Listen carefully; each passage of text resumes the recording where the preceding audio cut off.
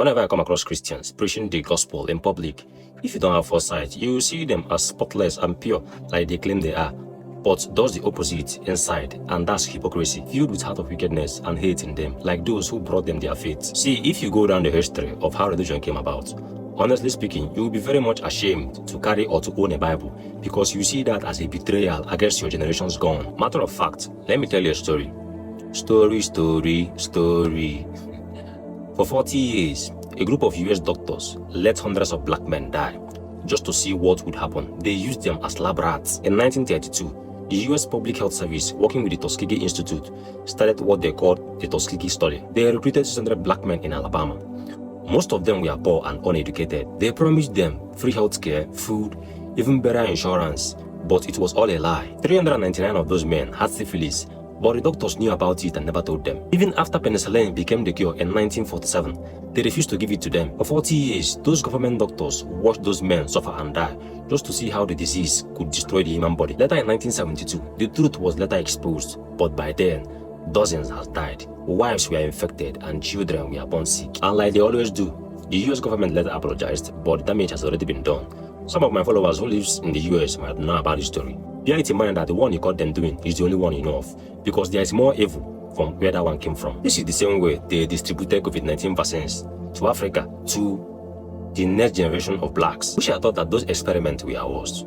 Not until I uncovered the ghetto babies. I don't know if you have come across that story. How these people take babies from their mothers, then place the babies at the riverbank. Then the cries of the babies would now attract the ghetto to the shore. If you don't know what ghetto is, ghetto means crocodile, alligators. Then when the ghetto starts eating then they will capture them.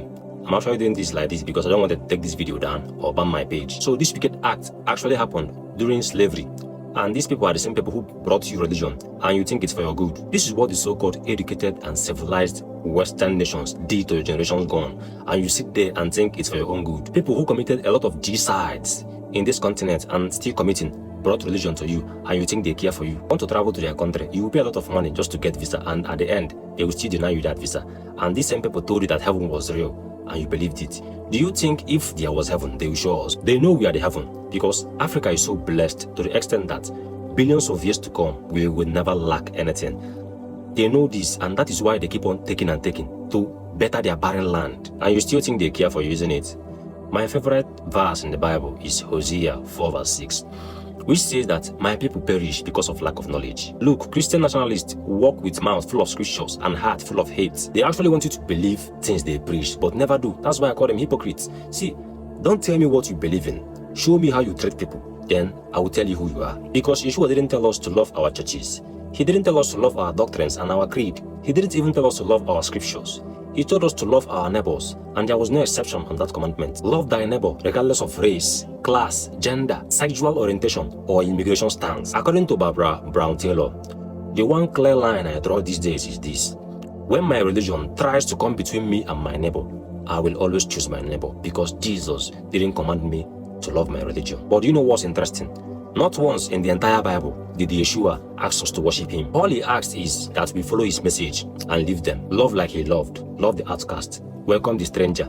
Feed the hunger. Free the oppressor. Heal the sick. But look around you. Tell me what you see. It's high time you change your mindset and start questioning everything, because these people lied to you and they deliberately did it. Look, the foundation of religion isn't what they told you in the church. Your pastor and priest knows the truth, but they chose not to tell you because they know it is going to affect their income, so they made it business as usual.